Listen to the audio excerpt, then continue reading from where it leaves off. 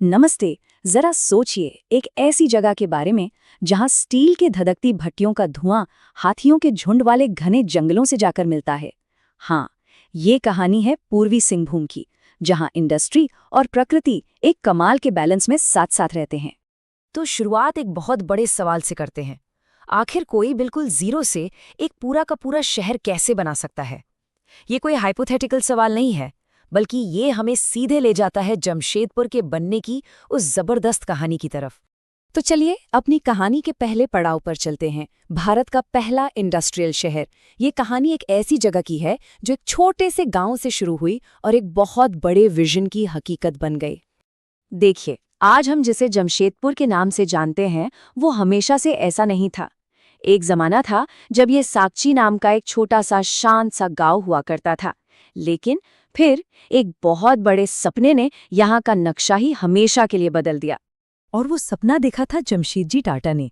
उनका लक्ष्य सिर्फ एक स्टील फैक्ट्री खोलना नहीं था, नहीं, वो तो एक पूरा का पूरा एकदम मॉडर्न शहर बसाना चाहते थे। और वो ऐतिहासिक साल था 1907।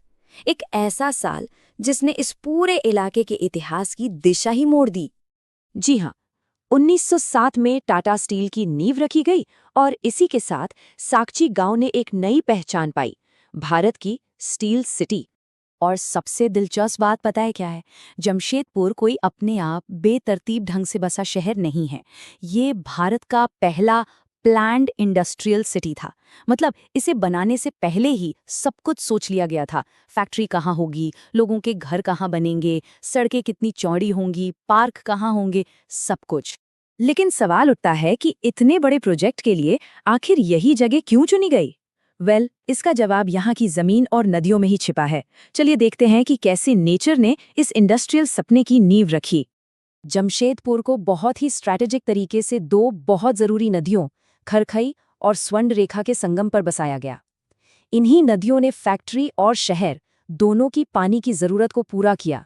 पानी तो था ही, पर असली खजाना तो यहाँ की जमीन के नीचे था। मुसाबनी और घाटशिला जैसे इलाके कॉपर यानी तांबे के बड़े भंडारों के लिए मशहूर हैं।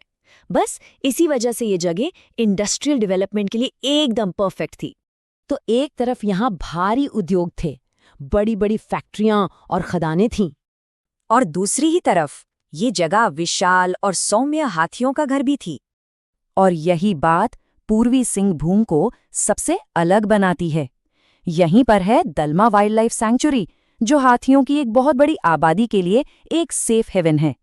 सोचिए जरा, एक तरफ स्टील प्लांट की चिमनियां धुआं उगल रही हैं और दूसरी तरफ जंगलों में हाथियों के झुंड आजादी से घूम रहे हैं। लेकिन टाटा स्टील के आने से बहुत पहले इस जमीन का अपना भी तो कोई इतिहास रहा होगा, है ना?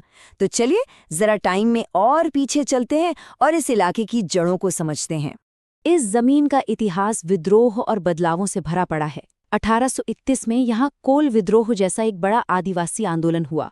फिर सदियों तक ये साकची गांव ही रहा, जब तक कि 1907 में टाटा स्टील ने आकर सब कुछ बदल नहीं दिया। और फिर फाइनली 1992 में इसे पूर्वी सिंहभूम जिले के तौर पर अपनी आज की पहचान मिली।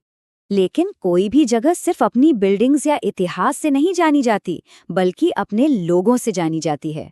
तो आइए अब मिलते हैं इस जिले की सांस्कृतिक आत्मा से। पूर्वी सिंहभूम कई प्रमुख आदिवासी समुदायों का घर है, जिनमें हो, संथाल और मुंडा समुदाय शामिल हैं। इनकी परंपराओं ने ही इस जमीन की संस्कृति में वो गहरे और अनोखे रंग भरे हैं जो आज हमें दिखते हैं।